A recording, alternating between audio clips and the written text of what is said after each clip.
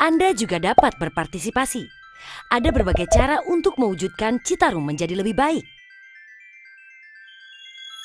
Membuang sampah pada tempatnya.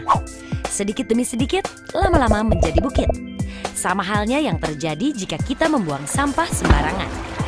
Saat ini, Sungai Citarum mendapat gelar sebagai salah satu sungai paling kotor di dunia akibat limbah dan sampah. Jika setiap orang tidak lagi membuang sampah dan limbah ke sungai, dimulai dari diri kita sendiri, maka bukan mustahil jika Sungai Citarum bisa bersih kembali.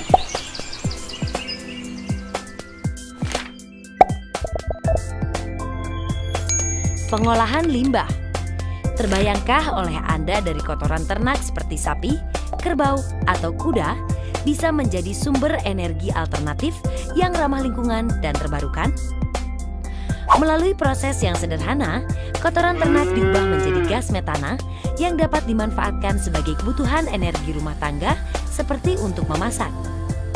Berdasarkan penelitian, 1 meter kubik biogas setara dengan 0,62 liter minyak tanah. Sedangkan dari 1 ekor ternak sapi atau kerbau dapat dihasilkan 2 meter kubik biogas per hari.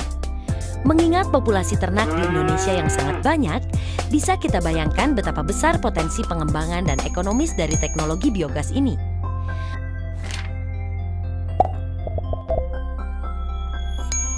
Pemilihan vegetasi pertanian.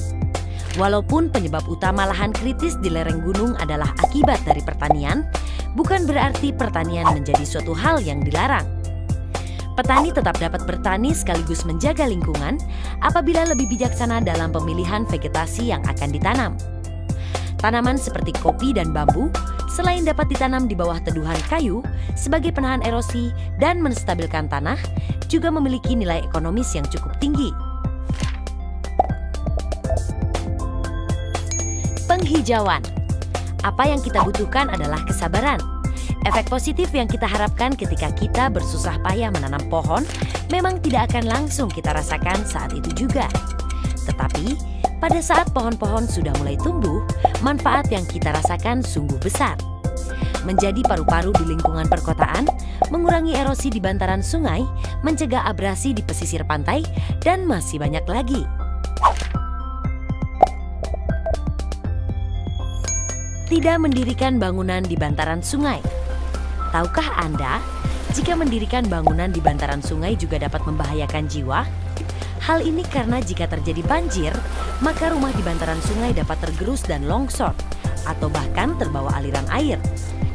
Lebih baik jika bantaran sungai dibiarkan bebas, dan jika ditata dengan baik, dapat dimanfaatkan sebagai ruang terbuka untuk masyarakat. Selain kelima hal tadi, ada banyak lagi hal-hal positif yang bisa Anda lakukan, bahkan di lingkungan rumah Anda sendiri, seperti membuat lubang biopori.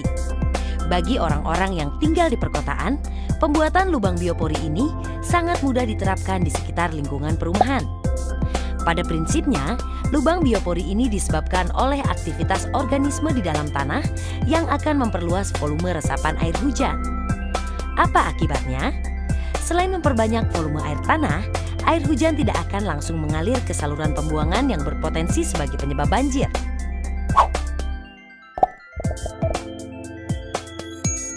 Pengelolaan sampah rumah tangga. Anda dapat mulai mengelola sampah dari rumah Anda sendiri.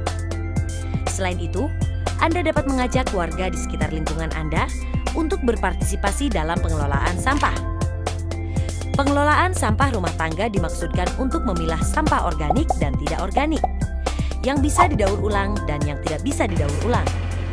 Berikutnya kita bisa menentukan apakah sampah tersebut bisa kita jadikan kompos, dibakar, atau bahkan dijual kembali. Mudah bukan? Dimulai dari hal kecil, dimulai dari diri sendiri. Mari bersama merubah perilaku kita menjadi lebih positif. Demi lingkungan dan Citarum yang lebih baik.